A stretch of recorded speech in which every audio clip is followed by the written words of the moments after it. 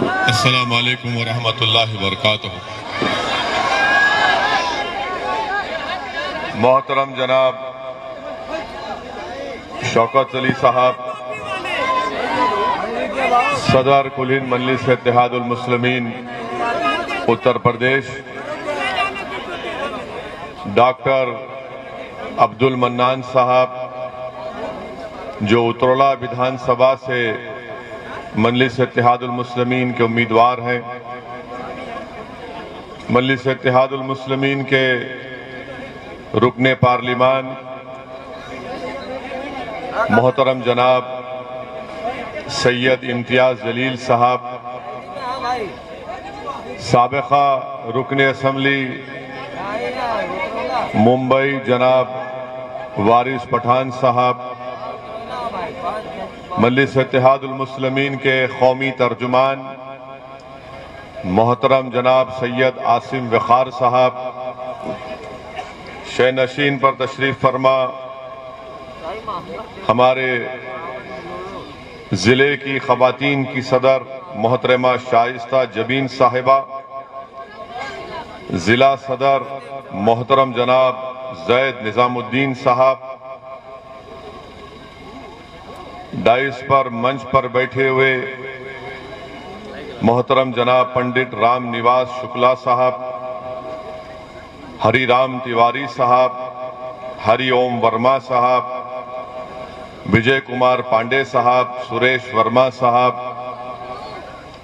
उतरौला विधानसभा के मेरे तमाम मजलिस की रुफ़ा गयूर नौजवानों, बुजुर्गान कौम और मिल्लत, पसे पर्दा बैठकर सुनने वाली मेरी इज़्ज़तदार माँ और बहनों, मैं आप तमाम का दिल की गहराइयों से आपका शुक्रिया अदा करता हूं कि आपने आज के इस जलसे में अपना कीमती वक्त निकालकर आपने इस जलसे में शिरकत की। आपका बेहद शुक्रिया।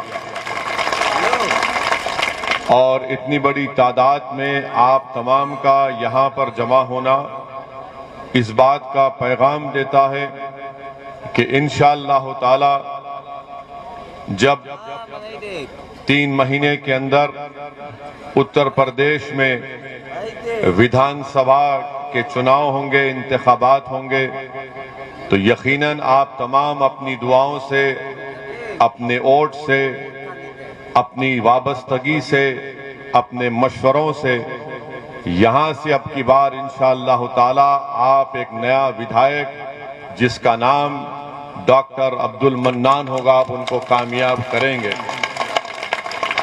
मेरे अजीज दोस्तों और बुजुर्गों, चौथी बात यह है कि आपको एक अच्छे और मुखलिस शख्स को यहां से, इस असेंबली के हलके से, इस विधानसभा से बहैसियते अपना विधायक बनाकर उत्तर प्रदेश की विधानसभा में भेजना बहुत जरूरी है, क्योंकि ना सिर्फ ये उतरौला बल्कि पूरे बलरामपुर जिले के लिए आपको एक काबिल, बेबाक और निडर विधायक की जरूरत है जो उत्तर प्रदेश की विधानसभा को सिर्फ कामयाब होकर जाकर ना बैठे, बल्कि वो कामयाब होकर उत्तर प्रदेश की विधानसभा में जब उतरौला की जनता उसको भिजाएगी तो वो उतरौला विधानसभा के जो तकालीफ हैं, जो मसाइल हैं, उसका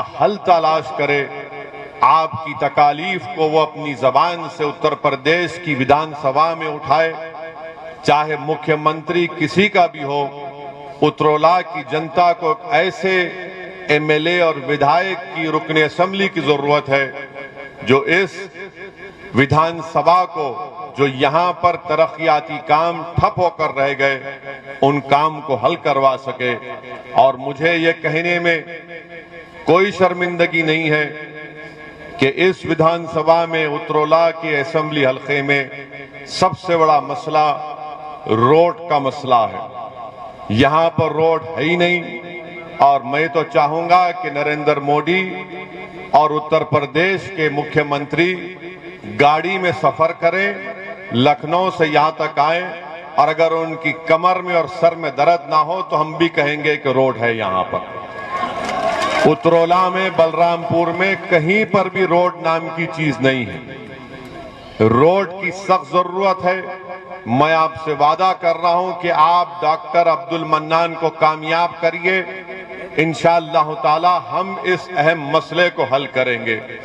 दूसरा, मैं उतरौला विधानसभा के उन किसानों से वादा कर रहा हूं जो गन्ने को उगाते हैं और बजाज चीनी मिल से उनको उनकी कीमत नहीं मिलती। आप डॉक्टर अब्दुल मन्नान को कामयाब करिए। 48 घंटे के अंदर ये विधायक उस चीनी मिल के सामने बैठकर उनका इलाज करवा के आपको अपनी कीमत दिलवाएगा। आप डॉक्टर अब्दुल मन्नान को यहां से अपना एमएलए विधायक बनाइए तो जो पॉलिटेक्निक और आईटीआई कॉलेज की बिल्डिंग का काम बरसों से चल रहा है, और अगर यहां से आप डॉक्टर अब्दुल मन्नान को कामयाब नहीं करेंगे तो वो बिल्डिंग का काम सुबह क़यामत तक चलता रहेगा और मुकम्मल नहीं होगा। आप मंदलिस को कामयाब करिए। वो पॉलिटेक्निक और आईटीआई की बिल्डिंग का काम इंशाअल्लाह ताला डॉक्टर अब्दुल मन्नान आपके दुआओं से और आपकी ताईद और ताकत की बिना पर उसको मुकम्मल करवाएंगे। मैं आपसे इस बात का भी वादा कर रहा हूं कि बलरामपुर बल्कि उतरौला से यहां पर ट्रेन अज़ां हो रही है, 1-2 मिनट रुक के अज़ां हो रही है।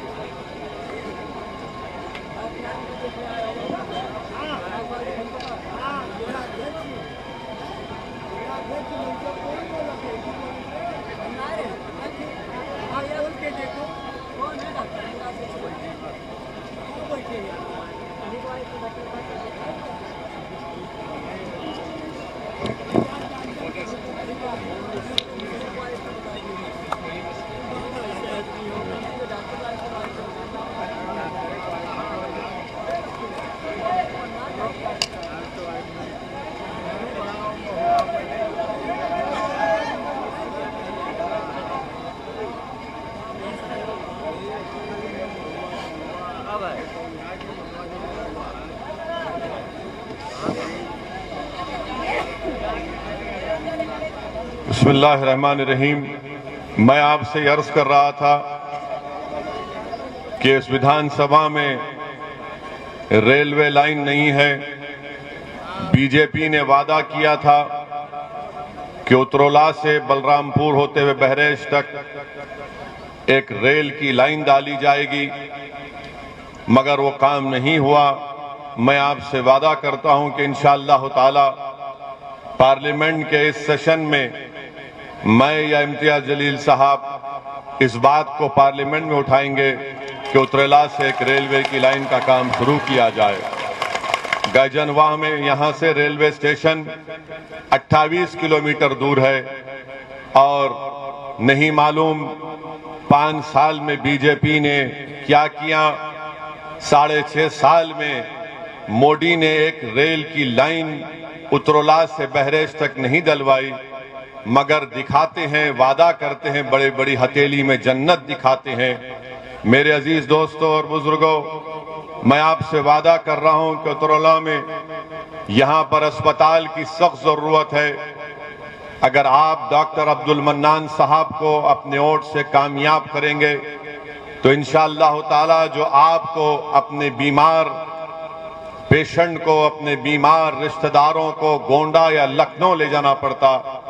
अगर आप एक अच्छे और सच्चे विधायक को कामयाब करेंगे तो मुझे यकीन है कि डॉक्टर अब्दुल मन्नान पूरी मेहनत और जुस्तजू करके उत्तरला में भी एक आलीशान गवर्नमेंट का अस्पताल यहां पर तामीर करवाएंगे, क्योंकि डॉक्टर साहब खुद एक डॉक्टर हैं और वो खुद इस बात से बखूबी वाकिफ हैं कि कैसे यहां पर खास तौर से गरीब आवाम को कितनी तकलीफ पहुंचती है जब उनके कोई अजीज व क़ारिब या फिर उनके भाई या बहन या उनके वालिद या वालदा बीमार होते हैं। मेरे अजीज दोस्तों और बुजुर्गों, मैं आपसे वादा कर रहा हूं कि डॉक्टर अब्दुल मन्नान साहब को आने वाले असेंबली के इलेक्शन में आप कामयाब करिए। जब यहां पर सैलाब का इतना बड़ा मसला आता है, पानी आ जाता है, कोई आवाज उठाने वाला नहीं है।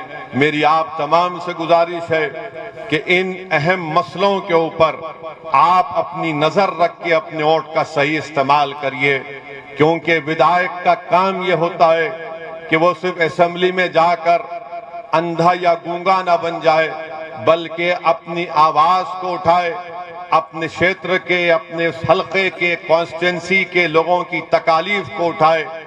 आपने बीजेपी को वोट तो दे दिया, 300 उनके एमएलए विधायक बनाए, रुकने असेंबली को मुंतखब किया, मगर वो सरकार जो उत्तरला में यहां पर सबसे कम पढ़े लिखे लोग रहते हैं, लिटरेसी रेट, ये एजुकेशनली बैकवर्ड जिला है और यहां पर मुसलमान सबसे कम पढ़े लिखे हैं। आप बताइए, क्या आप अपना वोट का सही इस्तेमाल करेंगे या फिर आप उस झूठे और उन तमाम बकवास बातों में आकर हमको हमेशा खास तौर से मुसलमानों को ये कहा जाता है कि आप अपने वोट का सही इस्तेमाल करो। अब जब असेंबली का इलेक्शन करीब आ रहा है तो ये जो हमारे मुसलमानों के दरमियान में जो इन बड़ी बड़ी पार्टियों के दल्ले हैं, वो आपके दरमियान में आकर मुसलमानों से शैतान जिस तरह एक इंसान के कान में खुसखुस करता है, उस तरह आकर कहेंगे कि भाइयों, ये इलेक्शन हमारी जिंदगी मौत का इलेक्शन है। अपने वोट का इस्तेमाल ओवैसी के हक में मत करो, वरना वोट का इस्तेमाल अगर ओवैसी के पार्टी के हक में करोगे तो वोट डिवाइड हो जाएगा। मैं उन तमाम लोगों से कह रहा हूं, तुम इब्लीस की तरह कानों में जाकर ये मत पढ़ो, बल्कि आओ और हमसे बात करके बताओ हमको, हम तुमको दलील देंगे, दलाइल की बुनियाद पर हम इनको बता देंगे कि मुसलमानों के वोट की वजह से बीजेपी नहीं जीत रही है। बीजेपी अगर मुल्क में 2 मरतबा नरेंद्र मोदी भारत के प्रधानमंत्री बने हैं और उत्तर प्रदेश में अगर बीजेपी की सरकार बनी है और अगर उत्तर प्रदेश में 2014 में समाजवादी, बीएसपी, कांग्रेस नाकाम हुई और बीजेपी के 70 के करीब 2014 में उनके एमपी कामयाब हुए और 17 में समाजवादी और कांग्रेस ने मिलकर इलेक्शन लड़ा, तब भी 300 असेंबली सीट पर बीजेपी कामयाब हो गई। 19 का इलेक्शन आया पार्लियामेंट का 2019 का, तो समाजवादी और बीएसपी मिलकर लड़े, तब भी सिर्फ 15 लोकसभा की सीट पर कामयाबी हासिल करे। बाकी पार्लियामेंट की सांसद की सीटों पर बीजेपी कामयाब हो गई। मैं आपको बड़ी ईमानदारी से कह रहा हूं और पूरी जिम्मेदारी के साथ आपसे कह रहा हूं कि 2014 में भी भारत के मुसलमानों में सिर्फ 8% मुसलमानों ने बीजेपी को वोट दिया था और 2014 में नरेंद्र मोदी को 34% हमारे हिंदू भाइयों ने वोट दिया था और जब 2017 के असेंबली के उत्तर प्रदेश के इंतखाबात आए तो 40% हमारे हिंदू भाइयों ने बीजेपी को वोट दिया। जब 2019 के पार्लियामेंट के इलेक्शन आए तो उत्तर प्रदेश में 75% हमारे हिंदू भाइयों ने बीजेपी को वोट दिया। 2019 में 75% मुसलमानों ने समाजवादी और बीएसपी को वोट दिया, तब भी उनके 15 जीते, मैं उतरौला के उन तमाम जिम्मेदारों से अर्ज कर रहा हूं, खास तौर से जहां पर जो सेकुलर जहन रखने वाले हमारे हिंदू भाई और बहन हैं, हमारे दलित और ओबीसी भाई और बहन हैं, हमारे मुसलमान हैं, मैं उनसे कह रहा हूं कि ये आदाद और शुमार है, ये रिकॉर्ड मैं आपके सामने रख रहा हूं, फैसला आपको करना है। अपने वोट को जाया मत करो। याद रखो, अगर आप उतरौला से डॉक्टर अब्दुल मन्नान को कामयाब करेंगे तो यकीनन बातिल तूफानों में आप एक चिराग को रोशन करने के बराबर होगा। ये फिरका परस्ती के सैलाब में डॉक्टर अब्दुल मन्नान की कामयाबी एक उम्मीद की किरण नजर आएगी, न सिर्फ उतरौला की आवाम और जनता के लिए, बल्कि वो सेकुलर जहन रखने वाले उन तमाम भारत के लोगों को जिनके दिलों में आज भी गांधी अंबेडकर की मोहब्बत बरकरार है। हाँ, अगर वो लोग कामयाब होंगे तो याद रखो, ये कामयाबी सेकुलरिज्म की नहीं होगी। आपको और मुसलमानों को खास तौर से ये कहा जाता है कि सेकुलरिज्म को बचाना है, सेकुलरिज्म को बचाना है। मैं इनसे पूछना चाहता हूं, क्या सेकुलरिज्म को बचाना सिर्फ भारत के मुसलमानों की जिम्मेदारी है? क्या सेकुलरिज्म को बचाना हिंदुओं की जिम्मेदारी नहीं है? क्या सेकुलरिज्म को बचाना 9% यादवों की नहीं है? 9% यादव है और 2-2 मर्तबा उनका मुख्यमंत्री बन जाता है। क्या सेकुलरिज्म को बचाना हमारे दलित भाइयों की जिम्मेदारी नहीं है? क्या सेकुलरिज्म को बचाना हमारे ओबीसी भाइयों की जिम्मेदारी नहीं है? क्यों नहीं ये सब लोग मिलकर इनसे कहते हैं कि सेकुलरिज्म को बचाओ, मगर सेकुलरिज्म को बचाना सिर्फ मुसलमानों के गले में जिम्मेदारी डाल दी जाती है। हमारे गले में सांप डाल दिया जाता है और हम इस सांप से बचाने की अपने आप को कोशिश करते हैं। ये सांप हमको ही डसता है, उनको नहीं डसता। हम बर्बाद होकर रह गए। 60 साल भारत के मुसलमानों ने सेकुलरिज्म के नाम पर इन तमाम नाम निहाद सेकुलर पार्टियों को वोट दिया। बताओ क्या हासिल किया आपने? बताओ मुसलमानों, बताओ आपने क्या हासिल किया? आपने समाजवादी को इख्तियार दिया, मुलायम सिंह यादव को मुख्यमंत्री बनाया, आपने वोट दिया, अखिलेश को मुख्यमंत्री बना दिया, आपने बहन मायावती को मुख्यमंत्री बनाया, उससे पहले बरसों आपने लोकदल और कांग्रेस को वोट दिया। अरे बताओ, क्या तुम्हारे पास कोई तरक्की हुई? क्या तुमने कुछ हासिल किया? ये भी आपको बता रहा हूं कि हुकूमत की तरफ से बात नहीं बताई जाती, बल्कि माहिरीन ये कहते हैं कि भारत में अगर कोई बेटा अपने बाप से कम कमाता है, अगर कोई बेटा अपने बाप से कम पढ़ा लिखा है, अगर कोई बेटा अपने बाप से गरीब है, वो कौन है? वो मुसलमान है, वो मुसलमान है। और मैं सच्चाई के साथ आपसे कह रहा हूं, अपने घर में अपने बेटे को देखो, कहां है तुम और कहां है तुम्हारा बेटा? तुम अपनी जवानी में अगर आज कोई 60 साल का है तो अपने दिल पर हाथ रखकर पूछो कि अगर तुम्हारा बेटा 25 साल का है तो तुम 25 साल में क्या कमाते थे? उससे कम तुम्हारा बेटा आज कमा रहा है। इसको इंटरजेनरेशन मोबिलिटी कहते हैं। ये मुसलमानों में सबसे कम है। सबसे उत्तर प्रदेश में सिर्फ 2% मुसलमान ग्रेजुएट होते हैं, सिर्फ 2%। उत्तर प्रदेश में सबसे ज्यादा बच्चे और बच्चियां स्कूल के बाहर है, मुसलमान है। कौन इसका जिम्मेदार है? ओवैसी जिम्मेदार है। कौन जिम्मेदार है इसका? इसका जिम्मेदार आप हैं, क्योंकि आपको धोखा दिया गया। आपको हर चुनाव में आकर कहा गया कि जिंदगी और मौत की बात है, सेकुलरिज्म का मामला है, मुसलमानों एक होकर कभी समाजवादी को दे दो, कभी बीएसपी को दे दो। मुसलमानों, इस चुनाव में तुमको एक होना है अपने लिए, अपने मुस्तकबिल के लिए, अपने नौजवानों के मुस्तकबिल के लिए। आपने हमेशा वोट दिया इन पार्टियों को, मगर क्या तुमने कभी वोट दिया अपने आप को?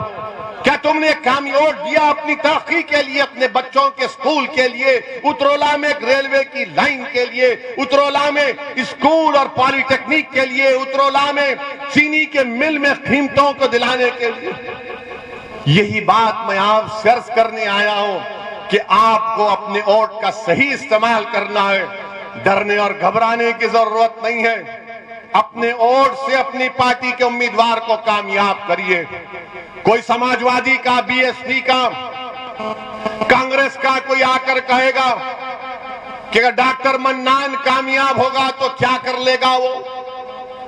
कोई पूछेगा आपसे कि अगर मंजलिस के 10-15 एमएलए इंशाअल्लाह उत्तर प्रदेश में कामयाब हो गए तो क्या करेंगे। मैं उनको कह रहा हूं, आपसे मुखातिब हूं, अगर आपके दिल में ये वसवसा है, अगर आपके दिल में सवाल है तो इसका जवाब यही है कि पूरे भारत की पार्लियामेंट में 540 के करीब पार्लियामेंट के सांसद के मेंबर हैं। उन 540 में मंजलिस के सिर्फ 2 हैं और अल्लाह का इतना बड़ा करम है सदका नबी करीम सल्लल्लाहु अलैहि वसल्लम का कि जब ये 2 दीवाने खड़े हो जाते हैं पार्लियामेंट को हिला के रख देते हैं। आपको इस तरह की जरूरत है, आपको इस तरह के विधायक और एमपी की जरूरत है। आपको कोई कव्वाली पार्टी में कोई हारमोनियम बजाने वाले की जरूरत नहीं है आपको। अगर ये पार्टी के जीत भी जाते तो क्या करते? आपने देखा कभी कव्वाली को? एक थाली मारने वाला होता है, एक तबलची होता है, हारमोनियम बजाता है, एक राग खींचता है। एक राग अब आगे इलेक्शन आ गया तो पूरी कव्वाली पार्टी आ गई मंजलिस के खिलाफ। एक हारमोनियम बजा रहा है, एक राग बजा रहा है, एक तबलची है। अरे तुम जो काम कर रहे हो, मैं मंजलिस के मुखालिफिन से कह रहा हूं, अरे तुम तो उस तवाइफ से भी बदतर हो। कम से कम वो अपना पेट काटने के लिए करती है, तुम तो कौम का मुस्तकबिल बर्बाद कर रहे हो। तुम तो कौम का मुस्तकबिल बर्बाद कर रहे हो। बताओ आपने क्या हासिल किया? आपके पास में ये आदादो शुमार, ये फैक्ट्स एंड फिगर्स दे रहा हूं, कुछ जवाब नहीं दे सकते हमारे दलाइल का। सिर्फ यही कहते हैं कि ओवैसी जज्बाती तकरीर करता है। हां, जिंदा हूं तो जिंदगी का सबूत देना पड़ेगा। जो मुर्दा है उसमें जज्बात नहीं होते। अल्लाह ने दिमाग दिया, सोचने और समझने का सलीका दिया। अल्लाह ने दिमाग दिया कि उठाओ ना इंसाफी के खिलाफ आवाज उठाओ तो उठाता हूं। अल्लाह ने दिमाग दिया, अल्लाह ने एहसास दिया इंसान को कि जालिम का साथ मत दो, मजलूम का साथ दो, तो बोलते रहते हैं। अब जो मुर्दा हो चुके हैं, जिनका जमीर मर चुका, जिनकी आंखों पर पर्दा पड़ चुका, जिनके पास सोचने और समझने का सलीका छीन लिया गया, वो क्या महसूस करेंगे किसी मजलूम की तकलीफ को?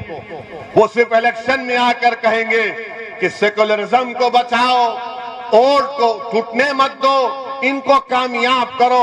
अरे जब 9% यादव 2-2 बार अपना मुख्यमंत्री बना लेते हैं, तो क्या उत्तर प्रदेश की विधानसभा में आप मंजलिस के 15-20 अरकान असेंबली को कामयाब नहीं कर सकते?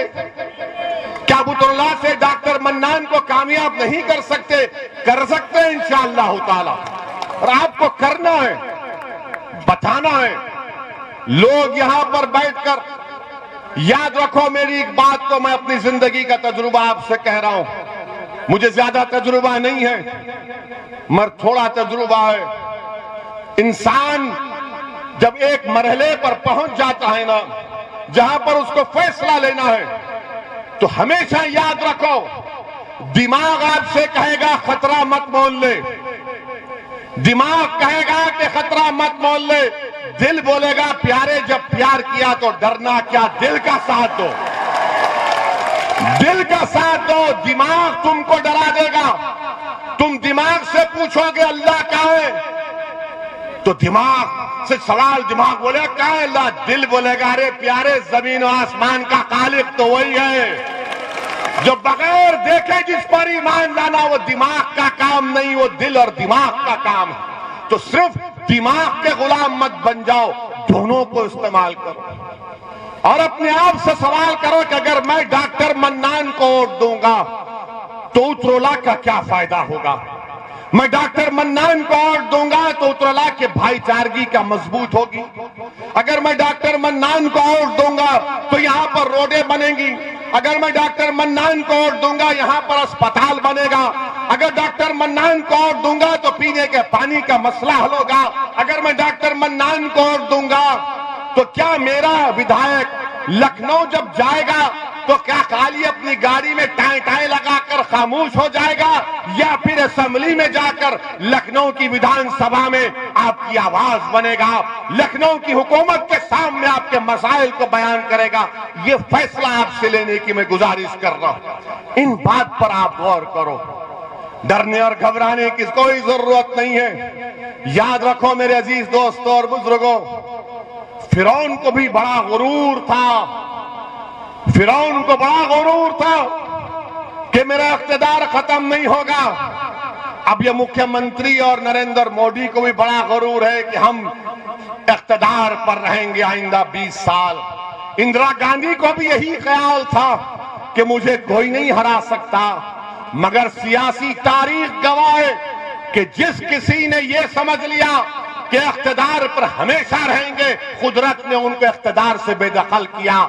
इंशाअल्लाह ताला वो दिन दूर नहीं है जब उत्तर प्रदेश में योगी और बीजेपी की सरकार नहीं बनेगी इंशाअल्लाह ताला। मगर मेरे अजीज दोस्तों और बुजुर्गों, मेरे गयूर नौजवानों, आपको अपने उतरौला से अपने एक बेहतरीन विधायक को कामयाब करके लखनऊ को भिजाना है। उतरौला की तरक्की के लिए आपको यहां पर उनको कामयाब और कामरान करना है।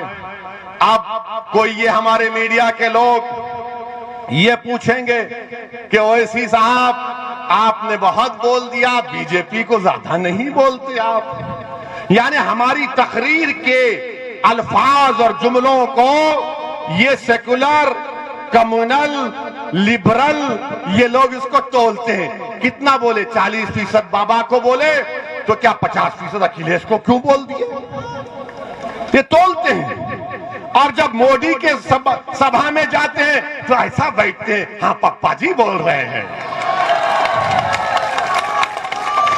समाजवादी के सभा में जाते हैं तो भाई नेता बोल रहा है, भैया जी बोल रहे हैं। और हम जब बोलते हैं तो कितना बोले तोलते हैं। हम क्या कोई टमाटर बेच रहे हैं यहां पर? हम आवाम के मसाइल को बयान कर रहे हैं, उतरौला के जनता की तकलीफ को बयान कर रहे हैं। हम तो मुस्तकबिल में आपके मसाइल का हल, उसका तरीका आपको बता रहे हैं। हम तो आपसे एक पैगाम दे रहे हैं कि कैसे आपको उत्तर प्रदेश में अपनी सियासी लीडरशिप को बनाना है। जब 9% यादव अपनी लीडरशिप को बना दिए, मुलायम सिंह यादव और उनके बेटे को अपना नेता बना दिया। दलित में हमारे जाटव भाई और बहनों ने बहन मायावती को अपना नेता बना दिया। कुर्मियों ने अपनी लीडरशिप वो अब अनुप्रिया पाटिल को बना दिया। आगरा के बाघेलों ने अपना नेता बाघेल साहब को बना दिया। ठाकुरों ने बाबा को अपना लिया। सबने अब ब्राह्मणों की एक पॉलिसी है। आप बताइए, अगर इसमें अगर कहीं पर कोई नजर नहीं आता तो मुसलमान है। बताओ आपका नेता कौन है?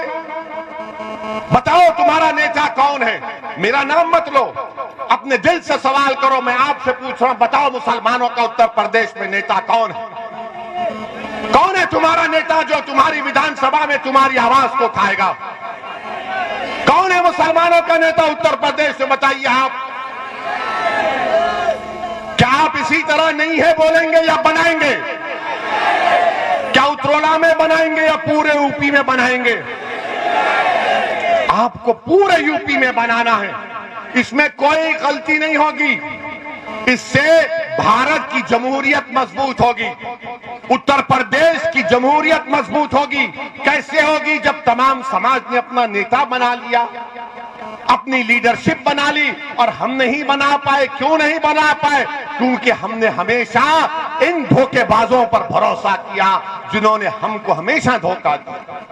मेरे अजीज दोस्तों और बुजुर्गों, उत्तर प्रदेश के ये विधानसभा के चुनाव, आपको उत्तर प्रदेश के मुसलमानों से मेरी अपील है कि अपनी सियासी लीडरशिप को बनाइए।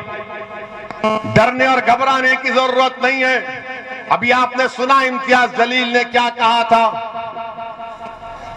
औरंगाबाद महाराष्ट्र में 22-23 साल से शिवसेना का एमपी था। जब इम्तियाज जलील इलेक्शन लड़ने आए मेरे पास तो मैंने कहा इम्तियाज साहब दोबारा सोच लो।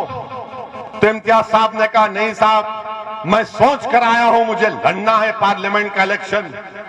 और इम्तियाज जलील कोई खानदानी सियासतदान नहीं है। इनके वालिद जलील साहब औरंगाबाद के एक मशहूर डॉक्टर थे, अल्लाह उनकी मग़फ़िरत करे। इम्तियाज जलील 25 साल का जर्नलिस्ट था। मुझसे आकर कहा कि मुझे लड़ना है। मैंने कहा सोच कर आकर बोलो। बोले नहीं साहब, सोचना नहीं है, आप मुझे अपना फैसला सुनाइए। मैं औरंगाबाद के तमाम मजलिस के जिम्मेदार आए, मैं उनकी जिद और उनके जज्बे को देखकर उनके सामने कहा जाओ और इलेक्शन लड़ो। 23 साल के शिवसेना के एमपी को इम्तियाज जलील ने हराकर वहां से मजलिस को कामयाब किया। क्यों किया? क्योंकि एतमाद था, भरोसा था, लड़ने का जज्बा था।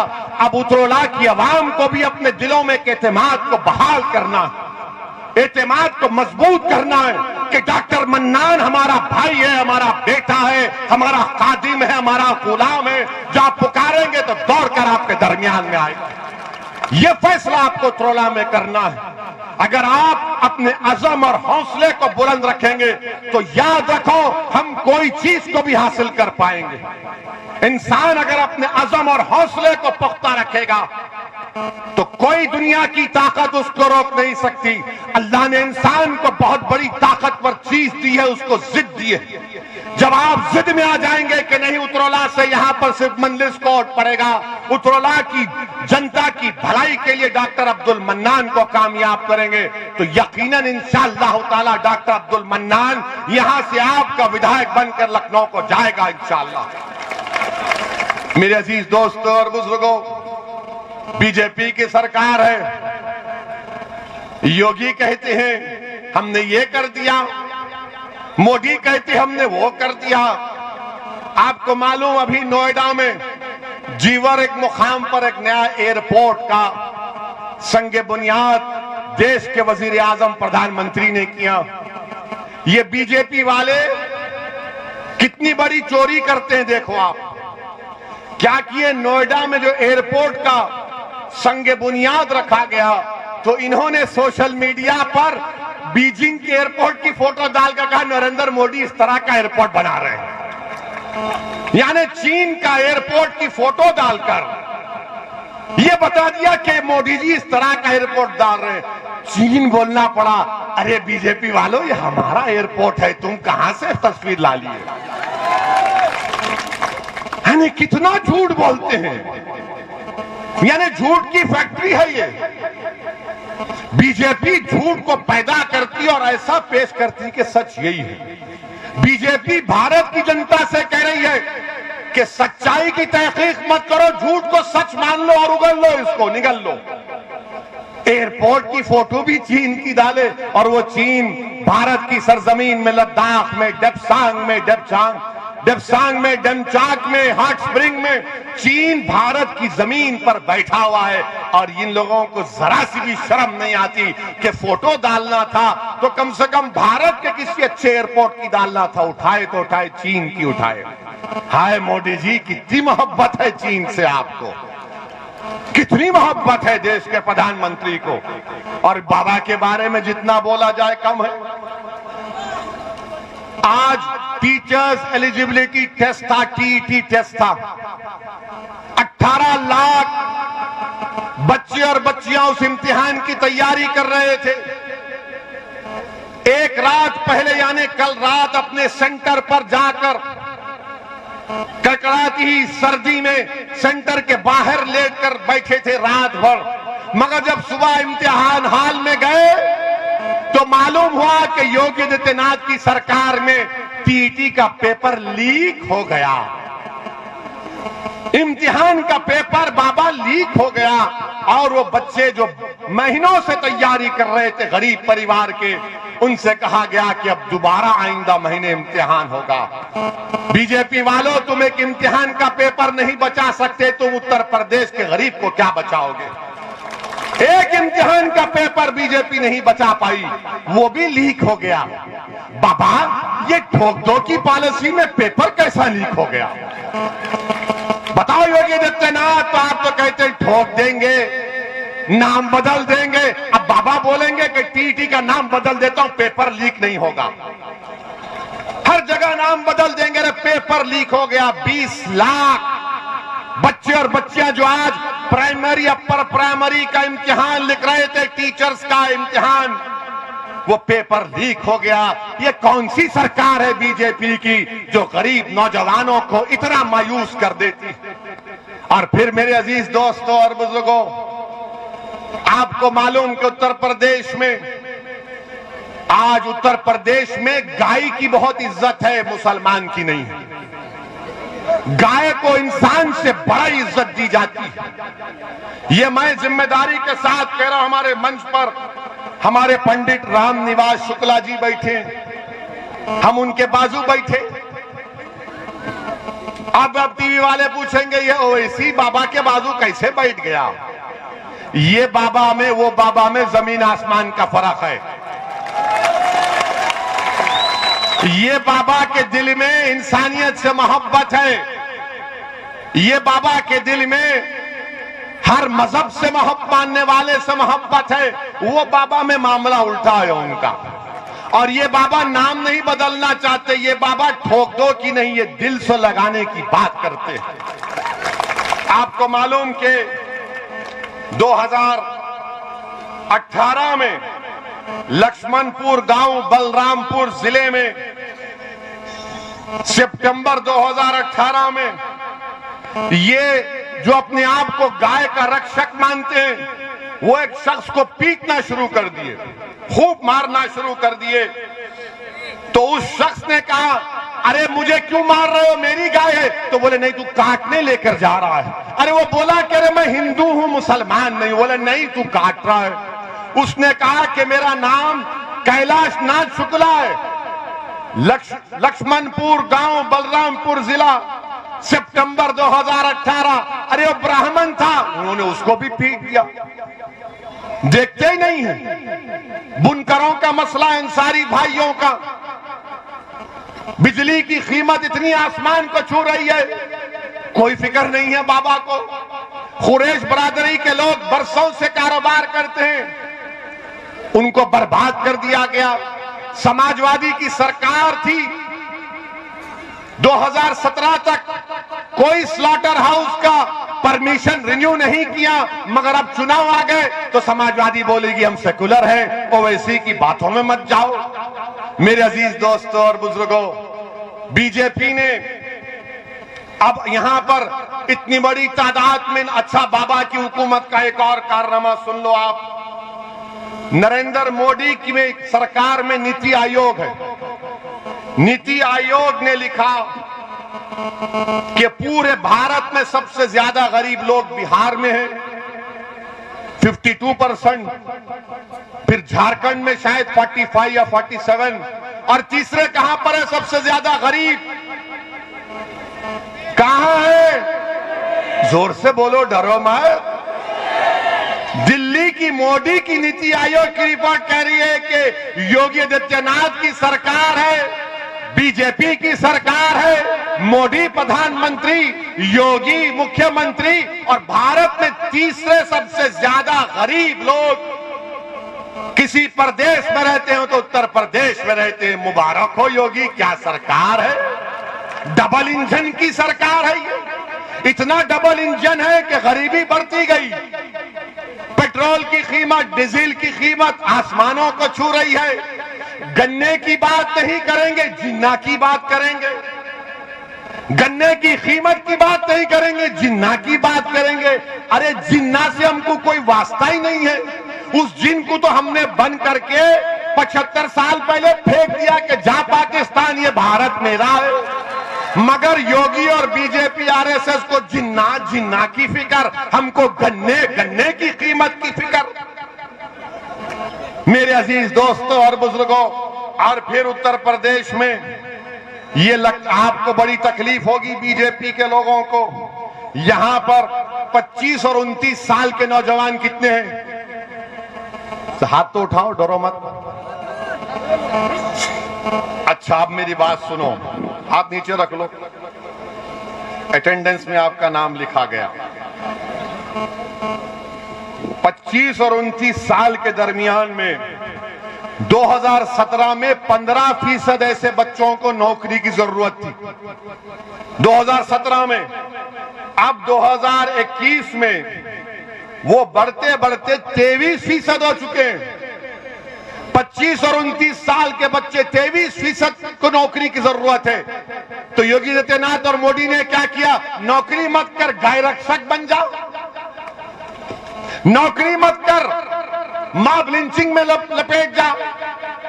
नौकरी मत कर, ये देख के कोई मजहब तो तब्दील नहीं कर रहा है। अरे नौजवानों, क्या तुमको नौकरी नहीं चाहिए?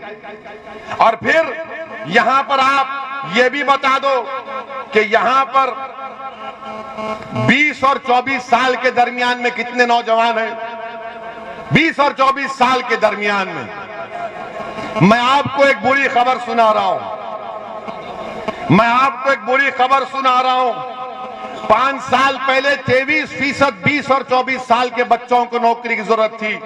वो बढ़ते बढ़ते अब 31% हो गया, 31% हो गया। बताओ मोदी जी, ये कौन सा डबल इंजन है? चलता ही नहीं है। लखनऊ में ही रुक जाता, तुम दिल्ली से बाहर ही नहीं निकलते। मगर मोदी जी हर इतवार को आकर बोलते हैं, मन की बात सुन लो। मन की बात यह है कि भारत के नौजवान के पास नौकरी नहीं है। मन की बात यह है कि सरसों के तेल की कीमत आसमानों को छू रही है। मन की बात यह है मोदी जी कि कीमतों की वजह से भारत का गरीब, चाहे मुसलमान हो, दलित हो, ब्राह्मण हो, ओबीसी हो, सब परेशान है। इसका इलाज बताओ। तो मोदी जी कहेंगे, इसका इलाज मेरे पास नहीं है। इसका इलाज सिर्फ यही है कि मुझे तुम वोट डालते रहो, हम कीमतों में इजाफा करते रहेंगे। मेरे अजीज दोस्तों और बुजुर्गों, ये चुनाव बड़े ही अहम है। मेरी आपसे गुजारिश है कि अपनी सियासी लीडरशिप को बनाइए। डरने और घबराने की जरूरत नहीं है। मैं मजलिस के इत्तेहादुल मुस्लिमीन के जिम्मेदारान यहां पर आए हैं और इंशाअल्लाह ताला सुबह क़यामत तक आते रहेंगे। मैं सिर्फ एक इलेक्शन या 2 इलेक्शन लड़ने के लिए नहीं आया हूं। मैं आया हूं तो अल्लाह जब तक जिंदा रखेगा मैं आता रहूंगा। मेरी जमात को आप अपने दुआओं से मजबूत करते रहेंगे। मुझे आपके खून की जरूरत नहीं है, मुझे आपकी दुआओं की जरूरत है। मुझे तुम्हारे खून की जरूरत नहीं है, मुझे तुम्हारे दुआओं की जरूरत है। मुझे तुम्हारी दुआओं की जरूरत है। मैं यहां पर अपनी मकबूलियत, अपनी अना के लिए नहीं आया हूं, न कभी आऊंगा। मैं यहां पर मुसलमानों के लीडरशिप को बनाने आया हूं, जैसे दीगर समाज ने अपनी लीडरशिप बनाई। उत्तर प्रदेश में मुसलमानों को अपनी लीडरशिप बनाना पड़ेगा। मैं यहां पर इसलिए आया हूं कि भारत में मुसलमानों के लिए एक और अहम मसला है CAA का। CAA का कानून मुसलमानों के लिए जिंदगी और मौत का कानून है। ये याद रखो मेरी इस बात को। योगी आदित्यनाथ हमको धमकी दे रहे हैं कि एक शख्स आ रहा है और माहौल को बिगाड़ रहा है। योगी आदित्यनाथ, उत्तर प्रदेश में कितना अच्छा माहौल हमने देख लिया। आज टीटी का इम्तिहान में पेपर लीक हो गया, मगर मैं भारत के मुसलमानों से और उत्तर प्रदेश के मुसलमानों से, उत्तर प्रदेश के सेकुलर जहन रखने वाले हिंदू भाइयों से कह रहा हूं कि CAA कानून के खिलाफ हमको आवाज उठाना है। इस कानून को नरेंद्र मोदी की सरकार को वापस लेना है। जैसा किसानों के एहतजाज पर मोदी ने उन किसान कानून को वापस लिया, ये कानून भी भारत के संविधान के खिलाफ है। ये मजहब की बुनियाद पर बनाया गया। मगर जब मैं इस बात का मुतालबा करता हूं, पूरी पार्लियामेंट में एक तरफ असदुद्दीन ओवैसी भारत के मुसलमानों की आवाज बनकर उनका नुमाइंदा बनने की कोशिश करते हुए, मैं और इम्तियाज जलील ने इस कानून को बीजेपी के 300 एमपीओं के सामने कहा कि जिस तरह गांधी ने उस वक्त के अफ्रीका में सफेद फाम हुकूमत के गलत कानून को फाड़ दिया था, ओवैसी भी इस कानून को फाड़ता है, इस कानून को रिजेक्ट करते हैं। कहां थी समाजवादी, कहां थी कांग्रेस? जब हमारा कानून हमारे खिलाफ बनता है तो खाली जुमले बोलकर बैठ जाते हैं। हम नरेंद्र मोदी सरकार से इस बात का मुतालिबा करते हैं कि जिस तरह किसानों के कानून को वापस लिया गया, CAA, NRC, NPR को भी बंद होना चाहिए। अगर याद रखो मेरी इस बात को, अगर CAA, NPR, NRC होगा तो जिस तरह आसाम में 1.5 लाख मुसलमानों को अपनी शहरियत साबित करने के लिए कोर्ट को फॉरेनर्स ट्रिब्यूनल को जाना पड़ेगा, कहीं ऐसा ना हो जाए। इसलिए मैं आपसे अपील कर रहा हूं कि इस बात पर भी गौर करिए, मुत्तहिद रहिए, अपने वोट का इस्तेमाल करिए और उत्तरला के आने वाले इंतखाबात में मजलिस की उम्मीद करिए। अस्सलाम वालेकुम व रहमतुल्लाहि व बरकातहू।